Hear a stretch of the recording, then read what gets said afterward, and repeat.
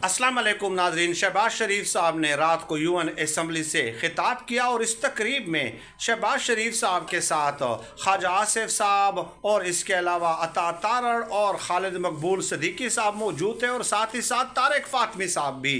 तारिक फातमी वही शख्सियत हैं जिनको डॉन लीक्स की बुनियाद पर नवाज शरीफ की हुकूमत ने खुद हटाया था। लेकिन इससे भी आगे बढ़ें, शहबाज शरीफ के फर्जंद सलमान शहबाज भी मौजूद थे। ना मिनिस्टर है, ना एमएनए, ना एमपीए, ना एडवाइज़र, ना स्पेशल असिस्टेंट, कोई सरकारी ओहदा नहीं है, फिर भी वो साथ मौजूद थे और मेन नशिस्तों पे बैठे हुए थे। बतौर ऑब्जर्वर भी ये मौजूद नहीं थे।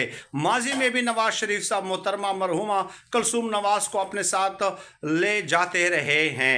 तो गोया इसका मतलब ये हुआ कि पाकिस्तानी कौम चाहे इन पे जितनी भी तनकीद करे, ये पाकिस्तानी कौम को जूते की नोक पे रखते हैं। यही पैगाम देना था सलमान शहबाज को ले जाकर।